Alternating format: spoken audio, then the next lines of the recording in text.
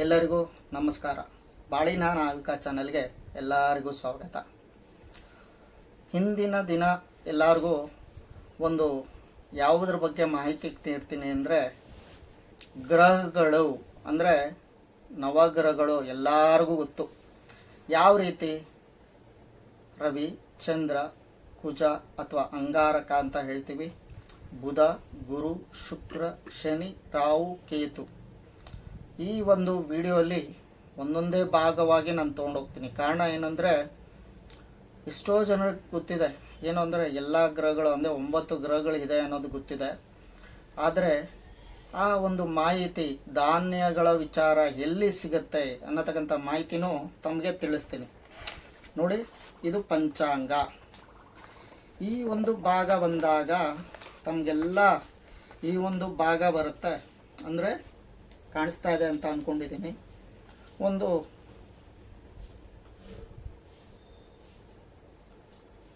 ಈ ಒಂದು ವಿಡಿಯೋಲಿ ಒಂದು ಸಾಕಷ್ಟು ಹೇಗೆ ಗ್ರಹಗಳು ಇರುತ್ತೆ, ಯಾವ ಮೂಲೆಯಲ್ಲಿ ಇರುತ್ತೆ ನೋಡಿ, ಅರ್ಥ ಮಾಡ್ಕೊಳ್ಳಿ. ಯಾವುದೇ ಒಂದು ನವಗ್ರಹಗಳ ಒಳಗೆ ಹೋದಾಗ ಮಧ್ಯಭಾಗದಲ್ಲಿ ರವಿಗ್ರಹ ಇರುತ್ತೆ, ಹಾಗೂ ಆ ಒಂದು ಅಂಗಾರಕ ಸ್ಥಾನ ಅಂದರೆ ಅಗ್ನಿಯ ದಿಕ್ಕಿನಲ್ಲಿ ಒಂದು ಚಂದ್ರ ಇರ್ತಾರೆ. ಆಮೇಲೆ ಅದರ ಪಕ್ಕದಲ್ಲೇ ಅಂದರೆ ದಕ್ಷಿಣ ದಿಕ್ಕಿನಲ್ಲಿ ಅಂಗಾರಕ ಅಥವಾ ಕುಜ ಇರ್ತಾರೆ.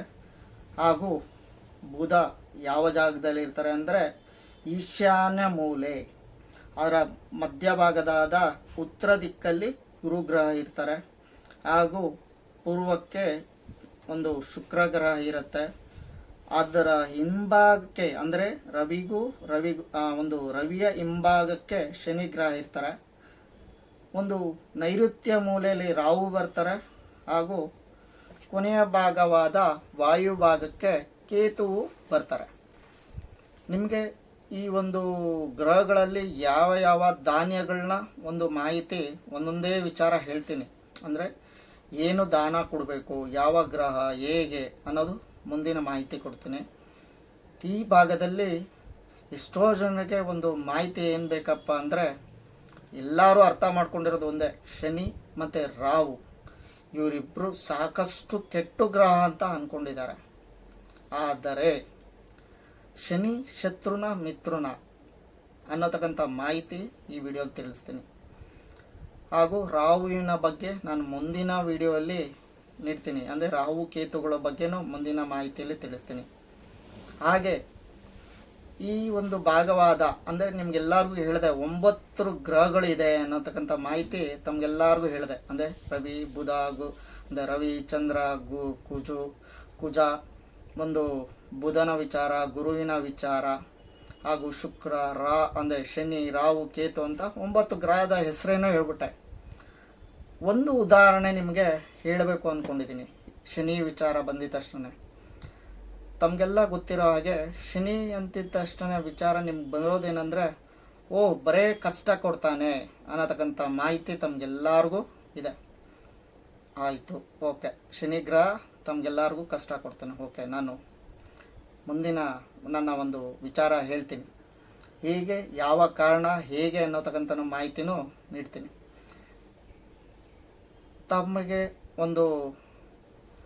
ನೀವು ಒಂದು ಉದಾಹರಣೆ ಕೊಡ್ತಾ ಇದ್ದೀನಿ. ಅದೇ ಒಬ್ಬ ಒಂದು ನಾನ್ ವೆಜಿಟೇರಿಯನ್ ವ್ಯಕ್ತಿ, ನೀವು ನಾನ್ ವೆಜ್ ತೊಗೊಂಬರೋಕ್ಕೆ ಯಾರ ಹತ್ರ ಹೋಗ್ತೀರಾ? ಒಬ್ಬ ಮಾಂಸದ ಅಂಗಡಿಗೆ ನೀವು ಹೋಗ್ತೀರಾ. ಅವನೇನೋ ಒಂದು ಮಾಂಸನ ಕಟ್ ಮಾಡಿಕೊಡ್ತಾನೆ, ಅದನ್ನು ತೊಗೊಂಬರ್ತೀರ, ಬೇಯಿಸ್ತೀರ, ತಿಂತೀರ. ಆ ಕರ್ಮದ ಫಲ ಯಾರಿಗೆ ಅಂದರೆ ಆ ಕಟ್ಕನ್ಗ ಅಥವಾ ನಿಮ್ಗ? ಅರ್ಥ ಮಾಡ್ಕೊಳ್ಳಿ. ಎರಡನೇ ಭಾಗ ನಿಮಗೆ ಎರಡನೇ ವಿಚಾರ ಏನು ಹೇಳಬೇಕು ಅಂದರೆ, ಆ ಕಟ್ಕನ್ಗೂ ನಿಮಗೂ ಏನು ಫಲ ಅನ್ನೋವಂಥ ವಿಚಾರ ಹೇಳ್ತೀನಿ. ನೀವೇನೋ ಒಂದು ತಿನ್ನುವಂತಕ್ಕಂಥ ವಿಚಾರ ಬಂದಾಗ ನೀವೇನೋ ಅದನ್ನು ತೊಗೊಂಬಂದ್ರಿ. ಆದರೆ ಅವನ ಧರ್ಮ ಏನು ಅಂದರೆ, ಅವನು ಒಂದು ವೃತ್ತಿನೇ ಆ ಒಂದು ಪ್ರಾಣಿನ ಬಲಿ ಕೊಡಬೇಕಂತ ಒಂದು ಕಾಯಕ. ಹಾಗಾಗಿ ಎಲ್ಲ ಗ್ರಹಗಳಿಗೂ ಅವರವರ ಕಾಯಕ ಇದೆ.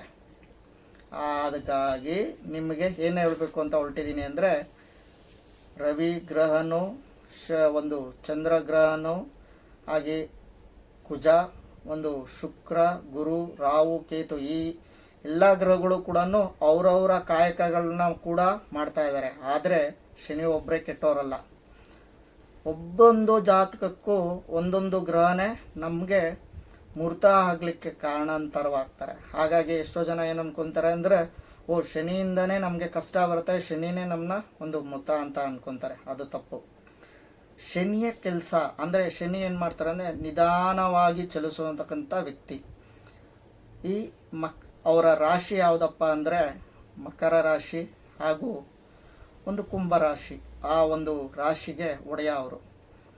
ಆಯಿತು, ರಾಶಿಯ ಒಡೆಯ ಅಂತೂ ನೀವು ತಿಳ್ಕೊಂಡ್ರಿ. ಅವರು ವಾಸಿಸುವಂತಕ್ಕಂಥ ಜಾಗ ಪಶ್ಚಿಮ ದಿಕ್ಕು. ಹಾಗೂ ಅವ್ರಿಗೆ ಇಷ್ಟವಾದಂಥ ಜಾಗ ಯಾವುದಪ್ಪ ಅಂದರೆ ನಮ್ಮ ಮನೆಯಲ್ಲಿ ಹೊಸ್ಲಿನ ಭಾಗ. ಅಂದರೆ ಅದಕ್ಕೆ ಏನು ಹೇಳ್ತಾರೆ, ನಮ್ಮ ಹಿರಿಯರು ಏನಪ್ಪ ಹೇಳ್ತಾಯಿದ್ರು ಅಂದರೆ, ಎದ್ದಿದ ತಕ್ಷಣವೇ ಒಂದು ಹೊಸ್ಲಿನ ಭಾಗನ ಒರೆಸಿ, ಅಂದರೆ ನಾವು ಶುಚಿವಾದ ನಂತರ ಮೊದಲು ನಮ್ಮ ಹೊಸ್ಲು ಭಾಗನ ತೊಳೆದು ಒಂದು ಅರ್ಶಿನ ಕುಂಕುಮ ಇಡಿ, ಅಂದರೆ ಸೂರ್ಯ ಉದಯ ಆಗಕ್ಕಿಂತ ಮುಂಚಿತವಾಗಿ. ಮತ್ತು ಹಾಗೂ ಅವ್ರು ಹೇಳೋರು ಏನು ಅಂದರೆ, ಒಂದು ಶನಿಯ ವಿಚಾರ ಬಂದಾಗ ಅವರು ಕತ್ತಲಿನ ಇರತಕ್ಕಂಥ ಪ್ರದೇಶನ ಇಷ್ಟಪಡುವಂಥವ್ರು. ಅಂದರೆ ಅವರು ಕತ್ಲು ಅಂತ, ಅಂದರೆ ಅವರು ಅವ್ರು ಎಲ್ಲನೂ ಇಷ್ಟಪಡೋದು ಕತ್ಲಿನ ಸ್ವಭಾವದವರು, ಅಂದರೆ ಅವ್ರ ಕಪ್ಪು ರೂಪ ಅಂತ.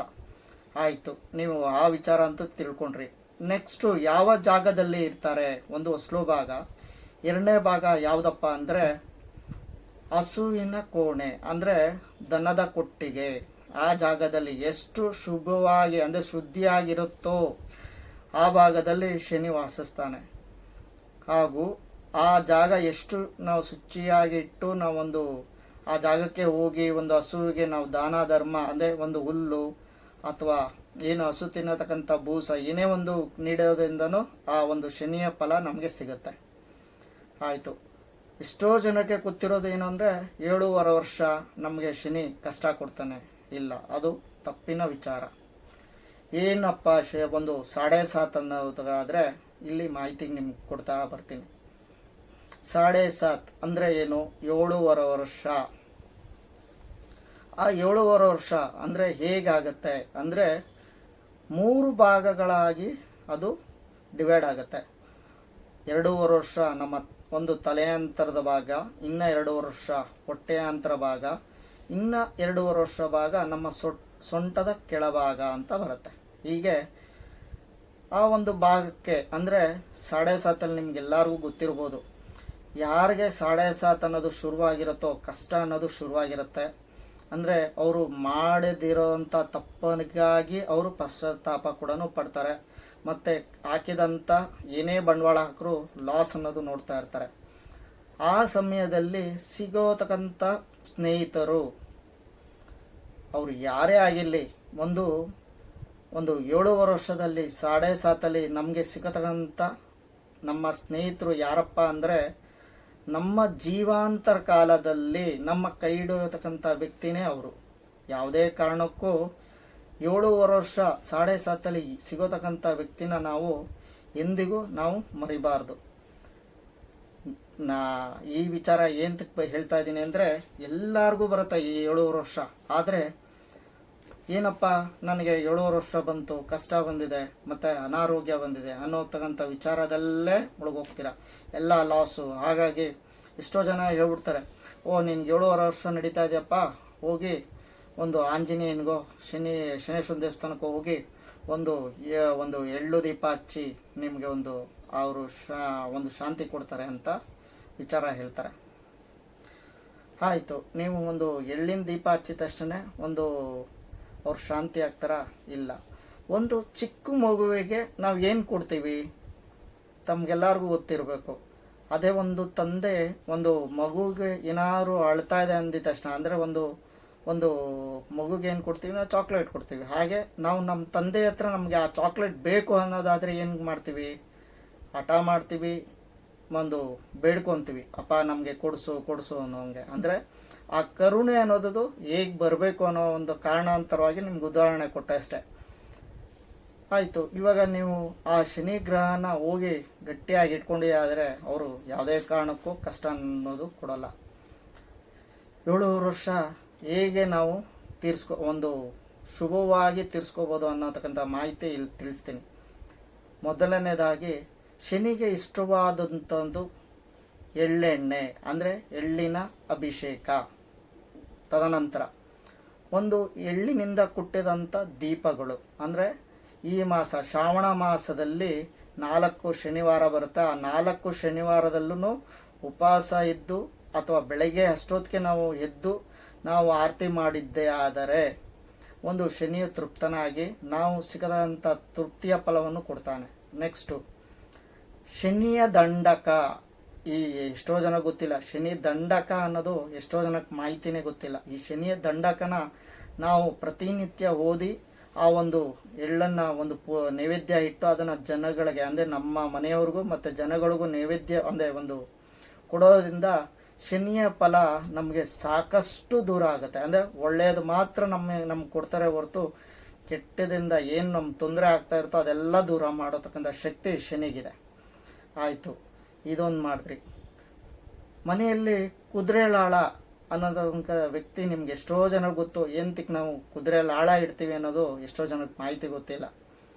ಅಂದರೆ ಶನಿ ಗ್ರಹದ ಒಂದು ಭಾಗವಾದ ಕಥೆಯಲ್ಲಿ ಶನಿಯು ಮುಸ್ಲಿಂ ಆಗಿ ಬರ್ತಾರೆ, ಅಂದರೆ ಮುಸಲ್ಮಾನ್ ಆಗಿ ಒಂದು ಕುದುರೆಯ ಓಡಿಸೋತಕ್ಕಂಥ ವ್ಯಕ್ತಿ ಆಗಿ ಬರ್ತಾರೆ.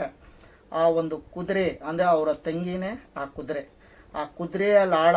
ಹಾಗಾಗಿ ಎಷ್ಟೋ ಜನರ ಮನೆಯಲ್ಲಿ ಆ ಲಾಳನ ಮನೆ ಭಾಗದಲ್ಲಿ ಅಂದರೆ ಆ ಒಂದು ಯೂ ಶೇಪಲ್ಲಿ ಇಟ್ಟು ಒಂದು ಗೋಡೆ ಮೇಲೆ ನೇತಾಕ್ತಾರೆ. ಹಾಗೂ ಆ ಒಂದು ಲಾಳಕ್ಕೆ ನಾವು ಪ್ರತಿನಿತ್ಯ ಪೂಜೆ ಮಾಡಿದೆ ಆದರೆ ಆ ಶನಿಯು ನಮ್ಮಿಂದ ಒಂದು ತೊಂದರೆಯಿಂದ ದೂರ ಮಾಡ್ತಾರೆ. ಇನ್ನೊಂದು ವಿಚಾರ, ಈ ಶನಿ 7.5 ಅಂತ ಬಂದಾಗ ಯಾವುದೇ ಕಾರಣಕ್ಕೂ ಮೊದಲನೇ ಭಾಗವಾದ ಗಂಡ ಹೆಂಡತಿಯಲ್ಲಿ ಒಂದು ಜಗಳ ಮಾಡ್ಕೋಬಾರ್ದು. ಯಾಕೆ ಮಾಡ್ಕೋಬಾರ್ದು? ಈ ಸಪೋಸ್ ನೀವೇನಾದ್ರು ಗಂಡ ಹೆಂಡತಿ ಕಿತ್ಲಾಡ್ತಿರ್ತೀರ, ಈ 7 ವರ್ಷದಲ್ಲಿ ನೀವೇನಾದ್ರು ಎಷ್ಟೇ ಸಂದರ್ಭ ಬಂದ್ರೂ ಯಾವುದೇ ಕಾರಣಕ್ಕೂ ದೂರ ಆಗಬಾರ್ದು. ಕಾರಣ ಏನಾದರೆ ಈ 7 ವರ್ಷದಲ್ಲಿ ದೂರ ಆದಂಥ ವ್ಯಕ್ತಿಗಳು ಎಷ್ಟೋ 7 ವರ್ಷ 7.5 ಮುಗಿಯೋ ತನಕನೂ ಅವರು ಗಂಡ ಹೆಂಡತಿ ಮತ್ತೆ ಸೇರಲಿಕ್ಕೆ ಆಗೋದೇ ಇಲ್ಲ. ಹಾಗೂ ಈ 7 ವರ್ಷದಲ್ಲಿ ನಮಗೆ ಏನು ಹೇಳ್ತೀವಿ, 7 ವರ್ಷದಲ್ಲಿ ಸಾಕಷ್ಟು ತೊಂದರೆಗಳನ್ನು ನಿಮಗೆ ನೋಡ್ಬೋದು. ಹಾಗೂ ಹೇಗೆ ಕಬ್ಬಣನ ನಾವು ಉಕ್ಕು ಹೇಗೆ ಬೆಂಕಿ ಹಿಂಗೆ ಕಾಯಿಸಿ ಹೇಗೆ ಒಡೆಯುತ್ತೋ ಹಾಗೆ ಶನಿಯು ನಮ್ಮನ್ನ ಅಪ್ಪಟ ಏನೋ ಕಡಗನ ಆಗಿ ಮಾಡ್ತಾರೆ. ಹಾಗಾಗಿ ಶನಿಯನ್ನು ಬೈಯೋದು ಸಾಕಷ್ಟು ತಪ್ಪಿನ ವಿಚಾರ. ಹಾಗಾಗಿ ಈ ಸಮಯ ನಮಗೆ ಏನೇ ತಪ್ಪು ಮತ್ತು ನಮ್ಮ ಪೂರ್ವ ಪುಣ್ಯದ ಫಲ ನಾವು ಹೇಗೆ ದಾನ ಧರ್ಮಗಳು ಮಾಡಿರ್ತೀವೋ ಅದೇ ರೀತಿಯಲ್ಲಿ ಈ 7 ವರ್ಷ ನಾವು ಶುಭ ಅಶುಭನ ನಾವು ಫಲಗಳನ್ನ ಸಿಕ್ಕುತ್ತೆ. ಹಾಗೂ ಗಂಡ ಹೆಂಡತಿಯಲ್ಲಿ ಏನಾದರೂ ತೊಂದರೆ ಇದ್ದರೆ ತಮಗೆಲ್ಲ ಗೊತ್ತು, ಆಂಜನೇಯನ ಕೇಸರಿ ಪ್ರತಿನಿತ್ಯ ನಿಮ್ಮ ಹಣೆಯಲ್ಲಿ ಹಚ್ಚಿದೆ ಆದರೆ ಗಂಡ ಹೆಂಡತಿಯಲ್ಲಿ ಕಿತ್ಲಾಟ ಅನ್ನೋವಂಥ ಸಮಯ ಅದು ದೂರ ಆಗುತ್ತೆ. ಶನಿ ಅಂತ ಅಂದಿದ ತಕ್ಷಣ ಇನ್ನೊಂದು ಬರುತ್ತೆ, ಏನು ಅಂದರೆ ಈ ಎಲ್ಲರಿಗೂ ಕಷ್ಟ ಒಂದೇ ಕೊಡ್ತಾರೆ.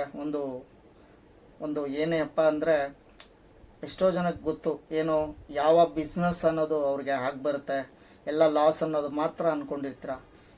ಅದೇ ನಮ್ಮ ಶನಿಯು ನಮ್ಮ ಜಾತಕದಲ್ಲಿ 3, 6, 11ರಲ್ಲಿ ಇದ್ದಿದ್ದೇ ಆದರೆ ನಮಗೆ ಆಯುಷು ಪೂರ್ಣ ಆಯುಷು ಆಗಿ ಕೊಡ್ತಾರೆ. ಏನು ಅಂದರೆ ಪೂರ್ಣ ಆಯುಷು ಅಂದರೆ ನಮಗೇನೇ ಗಂಡಾಂತರಗಳು ನಾವು ತಿಳ್ಕೊಂಡು ನಾವು ಅದರಿಂದ ದೂರ ಆಗಿದ್ದರೆ ನಮಗೆ 100 ಭಾಗದಷ್ಟು ನಮ್ಮ ಆಯುಷು ಅಂದರೆ ನಮ್ಮ ಆಯುಷಲ್ಲಿ ಪೂರ್ಣ ಆಯುಷು ನಮಗೆ ಸಿಗುತ್ತೆ. ಈ ಆಯುಷಿನ ಭಾಗ ಕೊಡೋರು ಯಾರಪ್ಪ ಅಂದರೆ ಶನಿ ಗ್ರಹನೇ. ಹಾಗಾಗಿ ಯಾವುದೇ ಕಾರಣಕ್ಕೂ ಶನಿ ಗ್ರಹನ ನಾವು ಯಾವುದೇ ಕಾರಣಕ್ಕೂ ತಪ್ಪು ಅನ್ನೋತಕ್ಕಂಥ ವಿಚಾರ ನಾವು ಹೇಳೋದು ತಪ್ಪು. ನೆಕ್ಸ್ಟು ಮುಂದೆ ಭಾಗ, ಈ ಶನಿನ ನಾವು ಯಾವ ಎಲ್ಲೆಲ್ಲಿ ಬರುತ್ತಪ್ಪ ಶನಿ ಗ್ರಹ ತಮಗೆಲ್ಲ ಗೊತ್ತಿರೋ ಹಾಗೆ ಹಳೆಯ ವಸ್ತು ಅಂದರೆ ಒಂದು ಕಬ್ಬಿಣದ ವಸ್ತುಗಳು ಎಲ್ಲೆಲ್ಲಿ ಇರುತ್ತೋ ಅಲ್ಲೆಲ್ಲ ಶನಿ ಇದ್ದೇ ಇರ್ತಾರೆ. ಕಬ್ಬಿಣ, ಯಾಕಂದರೆ ಶನಿ ಬಂದು ಕಬ್ಬಿಣ, ಲೋಹ. ಹಾಗಾಗಿ ಶನಿಯ ಕಬ್ಬಿಣದಿಂದ ವಾಸಿಸುವಂಥವ್ರು ಏನು ಅಂದರೆ ಈ ಗಾಡಿ ಆಗಿರ್ಬೋದು. ಹಾಗಾಗಿ 10ನೇ ಮನೇಲಿ ಏನಾದ್ರು ಶನಿ ಇದ್ದಿದೆ ಆದರೆ ಶನಿ ಗ್ರಹದಿಂದನೇ ಅವರು ಒಂದು ವಾಹನದಿಂದ ವೃದ್ಧಿ ಆಗ್ತಾರೆ. ಹಾಗೂ ಶನಿ ಚೆನ್ನಾಗಿದ್ದರೆ ತಮಗೆಲ್ಲ ಗೊತ್ತಿರ್ಬೋದು, ಲಿಕ್ಕರ್ ಬಿಸ್ನೆಸ್ಸಿನ ಏಳಿಗೆ. ಅರೆ ಎಷ್ಟೋ ಜನಕ್ಕೆ ಏನು ಅಂದ್ಕೊಂಡಿದ್ರು ಅಂದರೆ ಬರೀ ಶನಿ ಕೆಟ್ಟದನ್ನು ಮಾತ್ರ ಕೊಡ್ತಾನೆ ಅಂದ್ಕೊಂಡಿದ್ರು. ಅದೇ ಶನಿ ಚೆನ್ನಾಗಿದ್ದಾರೆ ಅಂದರೆ ಒಂದು ಏನು ಲಿಕ್ಕರ್ ಬಿಸ್ನೆಸ್ಸಲ್ಲಿ ಒಳ್ಳೆ ಇಂಪ್ರೂವ್ಮೆಂಟ್ ಆಗ್ಬೋದು. ಅದೇ ಶನಿ ಚೆನ್ನಾಗಿದ್ದಾರೆ ಅಂದರೆ ನಮ್ಮ ಒಂದು 11ನೇ ಮನೇಲಿದ್ದಾರೆ ಆದರೆ ನಮ್ಮ ಸ್ನೇಹಿತರು ನಮ್ಮ ಜಾತಿಯಿಂದ, ಅಂದರೆ ನಾವು ಯಾವುದೋ ಒಂದು ಜಾತಿಯಲ್ಲಿ ಹುಟ್ಟಿದ್ದೀರಿ, ಆ ಜಾತಿಗಿನ್ನ ಮೇಲಾದ ಜಾತಿ ಅಂದರೆ ನಮ್ಮ ಒಂದು ಹಿರಿಯ ಅಂದರೆ ಒಂದು ಉತ್ತಮ ಜಾತಿ ಅಂತಕ್ಕಂಥ ಸ್ನೇಹಿತರಲ್ಲಿ ನಮ್ಮ ಬಾಂಧವ್ಯ ಬೆಳೆದು ನಾವು ನಮ್ಮ ಹೆಸರನ್ನ ನಾವು ಮಾಡ್ತೀವಿ ಅನ್ನೋದಕ್ಕಂಥ ವಿಚಾರ ಸಾಕಷ್ಟು ಇದೆ. ಶನಿ ಶತ್ರುನ ಅಥವಾ ಮಿತ್ರನ ಅನ್ನತಕ್ಕಂಥ ವಿಚಾರದಲ್ಲಿ ಸಾಕಷ್ಟು ಇದೆ.